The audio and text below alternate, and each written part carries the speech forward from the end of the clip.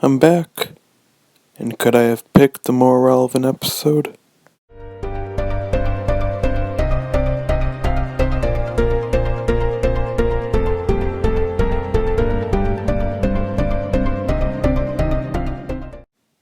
Today's episode is sickening. No, it's actually really good. This is Alex, and right now, he's battling the scariest monster of them all, influenza. So he's out of school, has free reign of the house, and the kitchen is fully stocked, and there's an Xbox One out there waiting for him. Oh my gosh, this episode's gonna be awesome. What scary thing could possibly happen in this one? Well, you'll see. Anyway, with this in mind, Alex decides to go downstairs to make himself a healthy bowl of ice cream. Also, fun fact, he almost says fuck when he spills the donuts.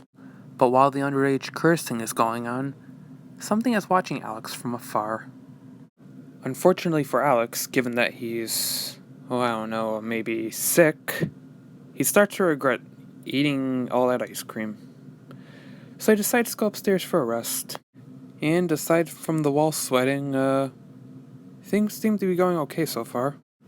But then, once he enters his room, trying to escape from whatever is in the house, his TV starts to talk to him. Holy shit, this show is obsessed with that trope. And begins to warn him about the dangers that lurk within the house. No. Not that dangerous.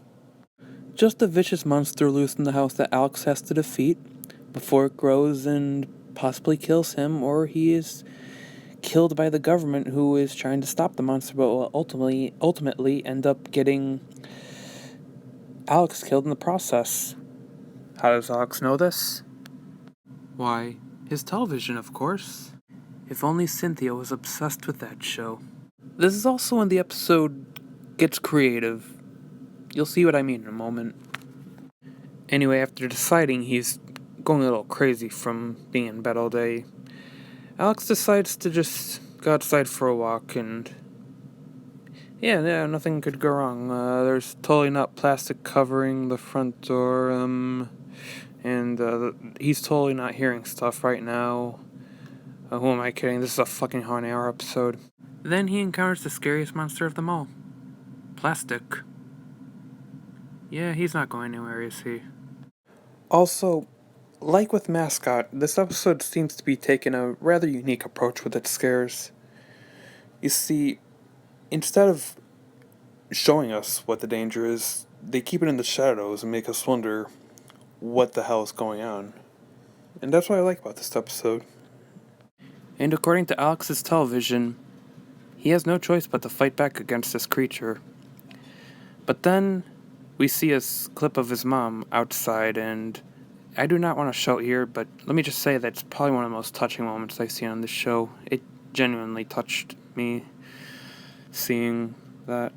It's a tearjerker, basically. This episode has some big tearjerker moments as well. Anyway, after more TV talking, Alex decides that he has to stop whatever is in the house. Now, it's never really explained what it is, but ultimately, that's what makes it awesome. You don't know what the monster is. Some fans have even speculated that the monster might not even be real at all, but rather a figment of Alex's imagination from being in bed too long. Or one of my favorite theories is the coma theory, where the emergency broadcast alert is just a heartbeat monitor, and the television host is actually the doctor telling him to wake up, and the bright light at the end is supposed to be him. Actually, what is that bright light at the end? Anyway, I'm sorry if this review ends up becoming short. I'm just trying to get back into the swing of things and really don't give a shit about runtime. Anyway, after finding the boss key, Alex suits up and goes to collect his next card container. Unfortunately, they already got the poison into the house. So now, the ultimate question is brought up.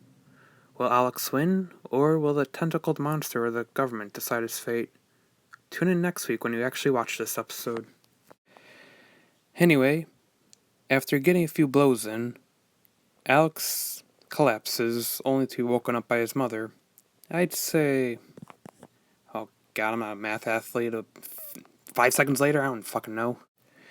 Anyway, after receiving several explanations as to what the hell was just going on, Alex decides that everything is alright, and he totally isn't in an R.L. Stine's The Honey episode that will ultimately end in a cruel fate for him. So this ending seems to be going for the Alice in Wonderland type of approach, where ordinary people from our everyday lives are suddenly warped into something more menacing in our dreams. But the thing is, the plastic, that was just from the painters. The weird shit going on downstairs, that's just the maid trying to keep up with the mess.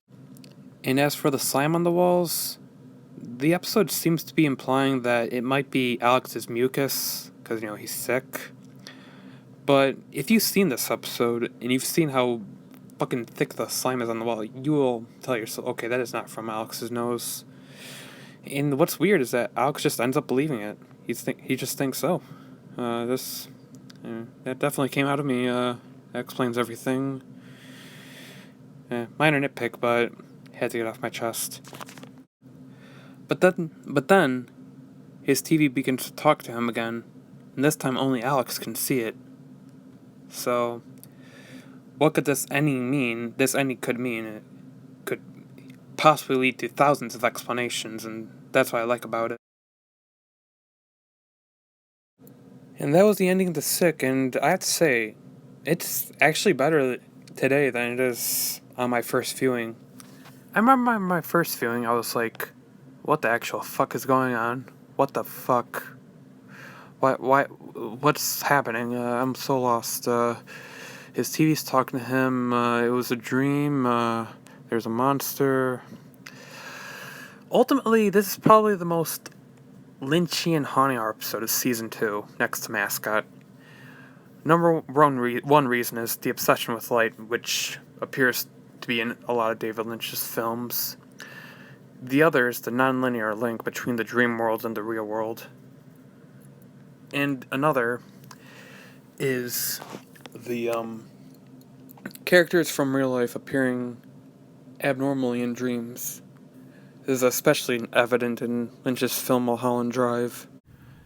One of my favorite theories about this episode is the one that Alex is actually in a coma, and the voices from the television are actually the sounds of the doctors trying to get him to wake up, while the light he keeps seeing is actually possibly the angels coming to collect his soul because he's on the verge of death.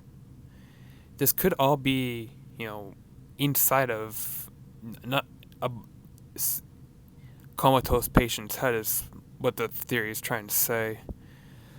A theory I have is that Alex is already dead and he's just in this weird purgatory land and doesn't know where to cross, doesn't know. And the virus, the parasite that's in the house could just be a demon that's haunting him there.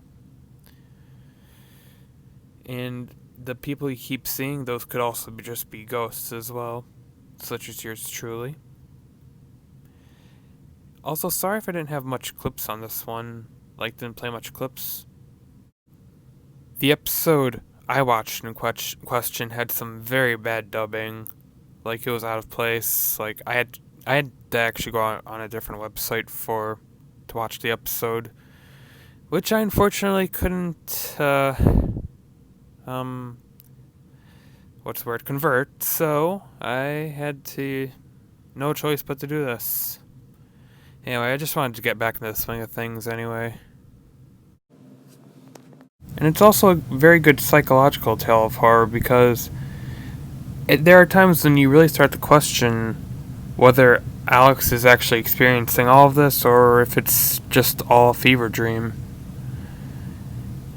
And that is the horrific masterpiece of Sick. I highly recommend it, and don't forget to like and sub for more content.